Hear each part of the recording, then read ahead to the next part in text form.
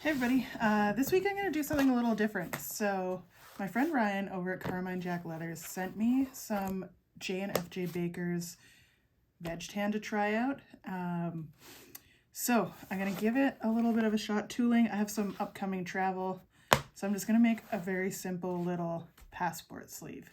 But I'll get this all cased out and ready and let you know what I think. But upon first inspection, while the leather's dry, very beautiful, nice tight grain, a little bit of fat lines, which is great. I mean, leather is a natural product, so we do want to see some of those, you know, little imperfections and stuff, right? It's all very beautiful. And the backside is super, super clean. So this is the panel hide, and I know J&FJ Baker's is kind of known for being a bit more on the pricey side, but I can absolutely see why. It's a very beautiful leather. Their history and the way they tan things is just incredible and definitely worth giving a dive into. Check out Ryan at Carmine Jack. He's also very kind and very knowledgeable, and he will explain everything you need to know about J&FJ Bakers. So without further ado, let's get down to it.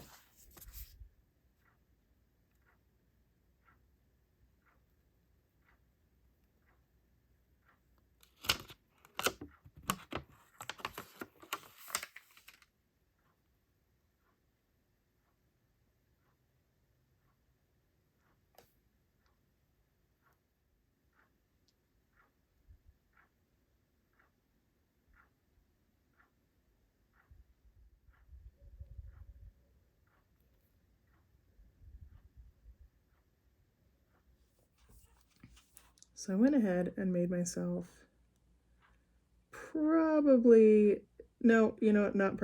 definitely the most challenging drawing I could have ever chosen.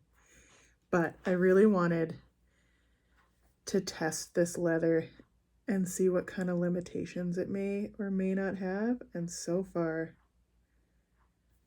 I can't get over how smooth the knife work is.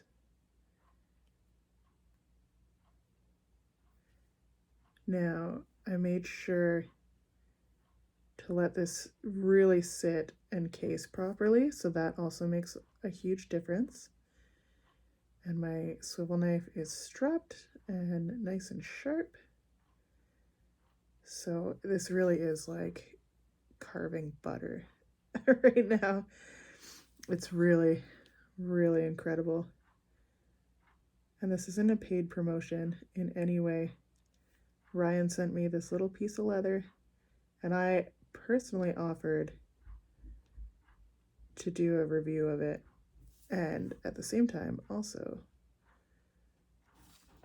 wanted to make myself a little something. So we're just getting through the line cuts on this little crane, and I'm finding I'm not having to press my knife in as hard as I do with like the Herman oak, which is really great for me personally. I've been suffering from a lot of issues with my hands recently, and so I just haven't been working quite as much. But yeah, I can't get over this leather. It's nice and soft and buttery smooth. This leather is quite soft, so it does flatten down quite nicely. So that's going to help me take out those little lines where I accidentally skipped over the edge with my little wing dividers there. And I'm gonna put a little bit of a textured background in here. So this is just kind of a guideline. I am finding though with just the modeling spoon alone, it is very, very smooth. And I will be using this more than anything to do the tooling on this, just because I want to keep these lines nice and delicate. I don't want to do a ton of beveling on them. is just kind of the look I'm going for. I'm not going to be using like a heavy checkered beveler or anything. Possibly around the sun, but I haven't quite decided that yet. So essentially we're just doing this whole piece with just very, very minimal tools. I'm going to go through and just really work these lines a little bit. Get sort of all the little feathers a little more pronounced. And then what I'll do for some of them as well too is just do a little bit of a sculpt with the modeling tool just to kind of give them that, just a little bit of a three-dimensional look. So this is my first time ever seeing this leather in person. It's something that I've heard so much about. I've had quite a few friends that have used it. I talked to Ryan quite a bit before he sent these out for testing, and I gotta say, I am beyond the scope of impressed. This stuff is just absolutely gorgeous to work with. And so this is the panel hide, which he told me was it's a little bit more of an inexpensive option. It's still all just veg tan leather. Everything J&FJ Baker's does is vegetable tan. There's no chemicals in their tannery. I believe it's mimosa and oak bark tanning mostly. Again, I'll put Ryan's contact info in the description. He's so knowledgeable and it's so cool. He's the North American rep for them, and it's just so cool to learn about this beautiful tannery. And I can definitely see why their leathers are sought after and coveted as some of the nicest leathers to work with.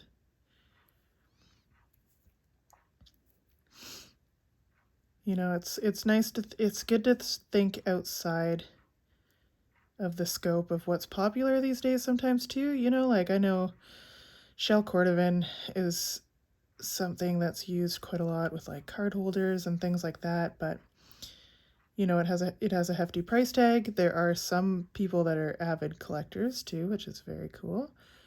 But there's just so many other materials out there that are worthy of the attention, in my opinion. This is definitely one of them. I would personally put my money on some oak bark tan, veg tan from J&FJ Baker's before I bought shell cordovan. And that is something you can directly quote me on. So I'm just going to keep on working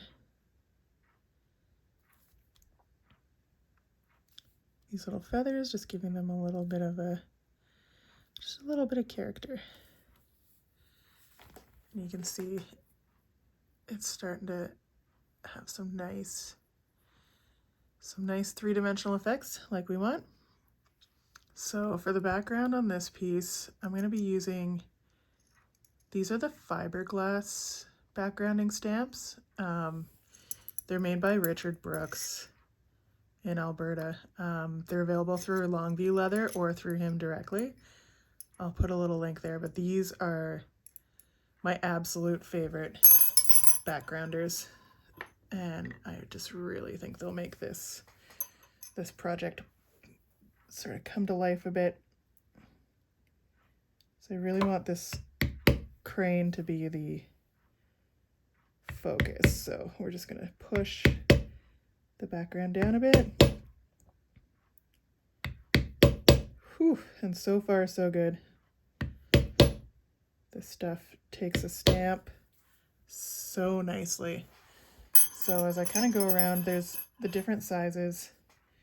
I might stay away from the large one right now, but you just kind of work in a random direction, and you can obviously use the little smaller teardrop one is great for getting in all the little nooks and crannies, especially around these florals. So you can see as you go along, you end up with this really beautiful fiberglass texture. Now, the thing that attracted me to Richard Brooks stamps, and I know I've talked about these before, is they're all made out of stainless steel. They're made by a small maker in Canada too, which is also great.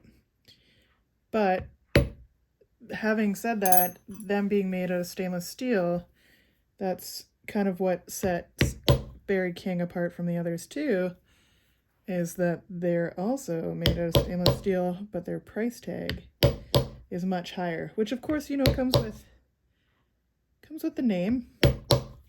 And don't get me wrong, Barry King stamps are great, but they're expensive. Not everybody can afford them, myself included. So I was very, very happy to find these Richard Brooks stamps. I just, like I said, like to be very slow and mindful when I'm doing this portion, just because if you misstep with your backgrounder, there's not really no real turning back. I mean, yeah, sure, like little mistakes and whatnot happen, and it's all a part of things being handmade, but you can avoid them, all the better. I'm really impressed with this leather. It leaves such a beautiful, deep impression with not a ton of effort. So what I'm actually doing here is using the very tip of this little backgrounder, and I'm using it to bring out the detail, like the sharp details of the florals, and really getting in there the little parts of the crane too. Like, I'm only 2.5 years in, so, and not even a half, like just over 2 years in. I'm still learning all the time, every project, every single one. Like I said, this one is a very big challenge for me personally. Tooling really small, delicate stuff is friggin' hard, and I have a lot of respect for the people that do. I see a lot of like Japanese artists that do, you know, like highly detailed portraits and animals and things like that, and it's just absolutely breathtaking. And a lot of it is just it's patience that I don't have. I'd love to be able to do stuff like that, but just not there yet. And one thing I'd really like to instill too is, you know, a lot of making art and, you know, things like this, it's just kind of messing around. Like that whole, I always joke, I'm like, fuck around and find out. And it's such a great saying because it's true. And like there's, if there's one practice it applies to best, it's making literally anything. And just so happy with the way this is starting to look. It's absolutely beautiful, if I say so myself. Not out of arrogance, but out of satisfaction with something going in the direction that I wanted it to. For once. For every project I'm this happy and satisfied with, there's a whole bunch more in the background that have been horribly frustrating, didn't turn out, ended up in getting scrapped or given away or whatever, but you know what? That's just the way it is. But with tooling, you're just, a lot of it's just really learning how to use the shapes of your stamps to create essentially little tiny sculptures. And I've seen some really amazing work lately. You know, the sort of more traditional method, you use your little stamps to create, you know, flowers and stuff. There's like all kinds of little squiggly bits. There's stamps that just make perfect, you know, scales and things like that. And so just really spend some time figuring out, first of all, what kind of a style you're after. And go from there, you know, follow some artists whose work you like. Sometimes some of them will share their stuff with you. Not that they're obligated to. You know, it's really wonderful when people share their process and whatnot, but it's not necessarily the responsibility of artists to educate others. It's really, really fantastic when they do, but you know, we also need room to create and work on our own craft too. And so, you know, sometimes I might not share things because it's something that I'm currently working on, or something that I, you know, spent a lot of time and effort figuring out how to do, and I'm not trying to be a gatekeeper, but sometimes I just want to keep a couple little things for myself. I mean, obviously, if people ask politely, I may divulge a little bit, but not necessarily all the time. So I'm just using my modeling spoon for its intended purposes and just really trying to sort of model out this little moon or sun or whatever. I don't know what color it's going to be yet. Probably a sun.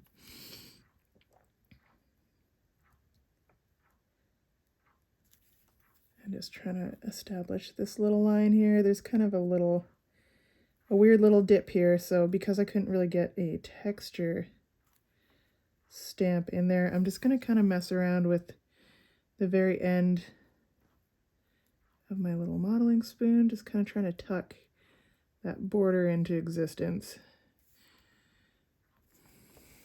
as well as the moon. It does have like a little bit of a peak here, but freehanding a perfect circle is not easy, and nobody is perfect, myself especially. Just really want to emphasize this bird, have it be the main focus of the piece.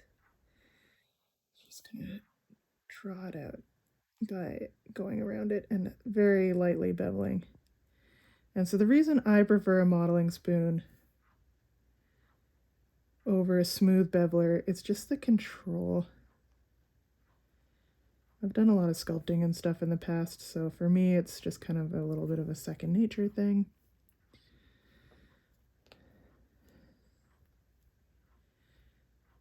And with tooling, you're just sculpting a picture into leather. That's it. That's the basic principle behind it. So we're getting there. Slowly but surely. This one is going to take quite a while, so I am going to edit this down so it is quite a lot shorter. Like I said, this was more intended as a review and a little bit of a test of my own skills and patience by providing myself the hands down most difficult picture I could have possibly drawn to do this. It seemed a little bit easier when I first drew it in Procreate, because it was a lot larger, but to get it to fit on this little passport sleeve, I had to shrink it quite a lot. So anybody with a little bit of tooling experience will tell you that the smaller the piece, the harder it is to tool. You would think because it's smaller it would take less time, but I've found that to be the complete opposite of the truth. I think at the beginning of 2021, I did a little drop of some key fobs that were very detailed in their tooling. They're just little sort of tattoo flash style ones, but whew, they took me so much longer than I ever thought they would. I did a lot of them to match little card slips, and the card slips went so much quicker. Just by sheer fact that, you know, there's more space. Here it's so small. The movements are quite tight and restricted. And you want to be careful because you don't want to accidentally smush out a detail that you really wanted to keep. So that's another reason with something delicate like this, I do prefer just using a modeling spoon.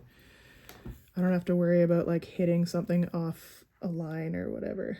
It's just, it's gonna get into those little tight spaces. So I am finding this leather has a little bit more of like, for lack of a better term, it's a little spongier, like it has a little bit more of a sort of kickback than the Herman Oak does, but I'm still very, very satisfied with it. And like I said earlier, when I was doing the swivel knife cuts, just so much smoother, so much less pressure, which, taking my personal, like my hands into consideration, I found it quite favorable.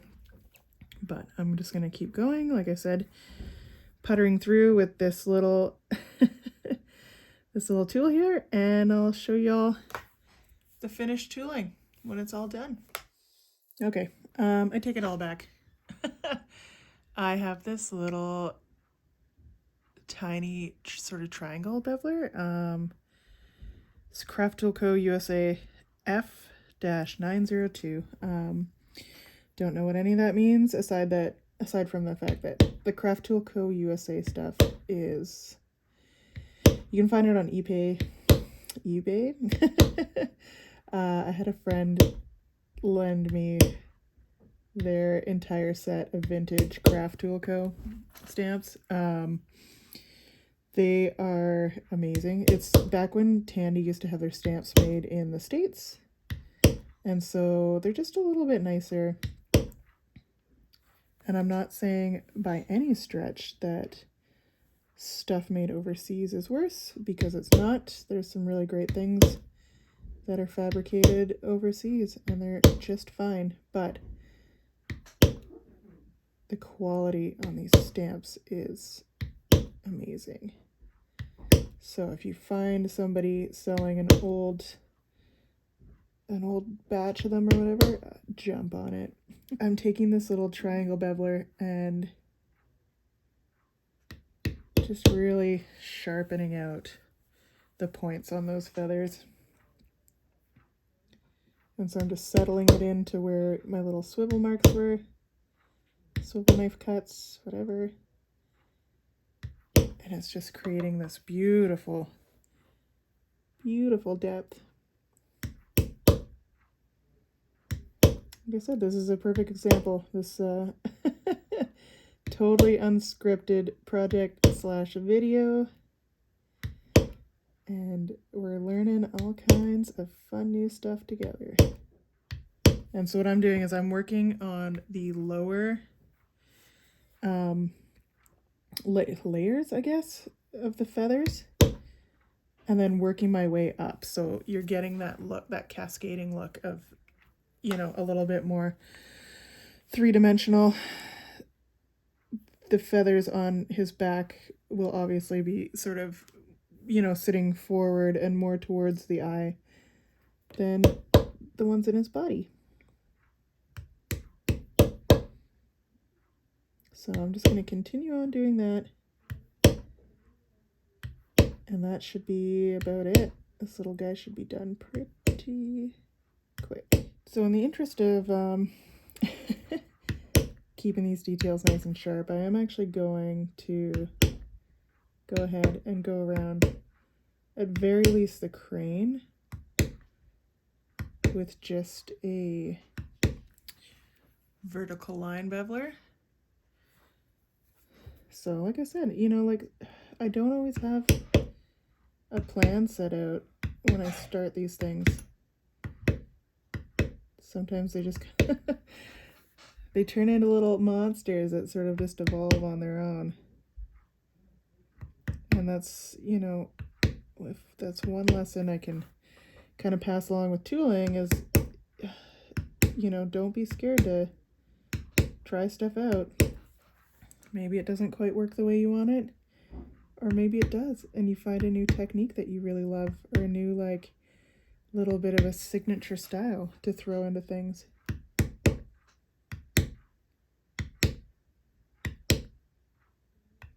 And, you know, that, like, this isn't a production piece. This isn't something that I'm making for somebody, so I don't have any sort of a time limit on it. So I'm just really taking my time, making sure I really hammer those details out. Also, when I get to a sharp point like that, I'm making sure that my beveler is actually tilted back a little bit, so you're not going up and under and pulling up the leather where the points meet. I hope that makes sense. But, you know, again, that goes hand in hand with just very gingerly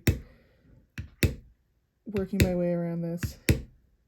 I'm trying not to, you know, push. That's quite a thin little piece. I don't want to push it too far. So I'm just doing, as you maybe notice, just light little taps and going over stuff if I need to a second time. Originally, I'd really wanted to just have, like, you know, sort of thin, delicate lines and let a lot of the paint do the talking, but as I started to work on this, I realized it had a lot of potential to really showcase a lot of the details. So I readjusted my course and I'm just kind of plugging away with it. It's not like leathercraft is not really a quick sport. It's a lot of time goes into these kind of things.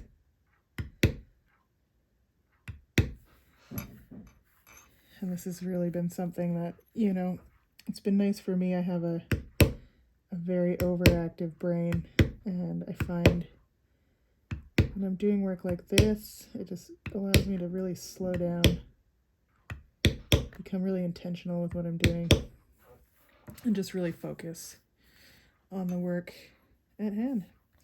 You can see as you just kind of plug away, it just really starts to take shape. I find when I'm tooling, there's usually like a few points in the project where I'm like, what the actual heck am I doing? This is stupid. It looks ridiculous. These textures aren't working. And then something happens, you know, you round a corner, you figure out, you know, a little something that adds just what you're looking for, and it all just comes together nice and neatly.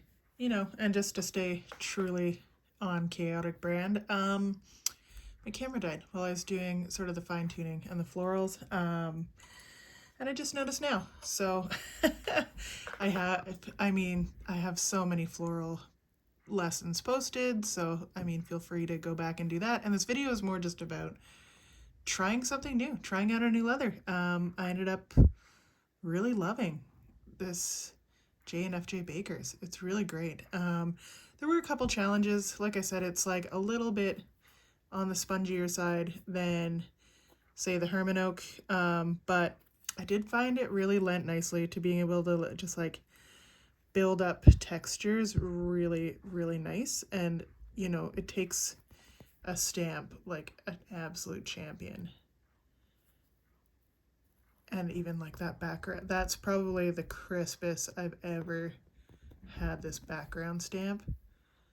This stuff is just absolutely stunning. So check out Ryan at Carmine Jack Leathers. I will put a link to his website. Very knowledgeable, very kind. He'll tell you everything you need to know about J&FJ Bakers. I hope you enjoyed this video. I hope it wasn't too boring.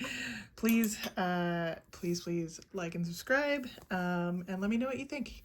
I'd love to hear it. Thank you so much for joining me on this Saturday afternoon adventure, and I'll catch you in the next one.